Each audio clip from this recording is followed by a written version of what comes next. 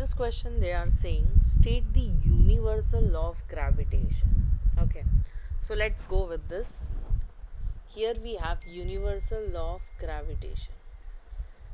Law states that every object in the universe attracts every other object with a definite force. It means that whatever the forces is there between two objects, definite force means that force will remain fixed.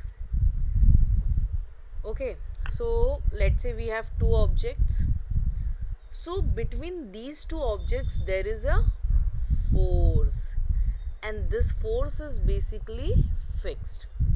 Further law is saying which is directly proportional to the product of their masses. That means these object must be having some mass. For example, let's say ki this is object 1, so it has mass m1, and this is the second object, it has mass m2. So force depends upon the product of their mass, that is m1 into m2 you have to multiply, and inversely proportional to the square of their distance. You can also find that these two masses are at a certain distance, right? So we have to consider even this distance also. Now things vary. For some cases, sometimes like they even use r square, like r as a distance. Okay, and in some of the books they also take d as a distance. So both will work. If you are writing r, then write r square. If you are writing d, then it will be going as d.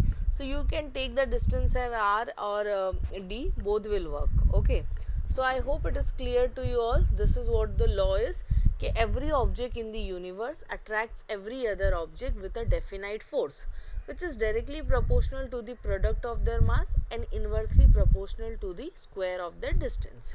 Now this law, okay, it is applicable to every body within universe. Okay, every body within universe, and it is stated between two bodies. Okay, so it could be a table and a glass, it could be between two glass, it could be book and table, it could be between me and my laptop. So this is how you can say it is applicable between any two objects. Okay, it could be any two objects, it is applicable. Understood?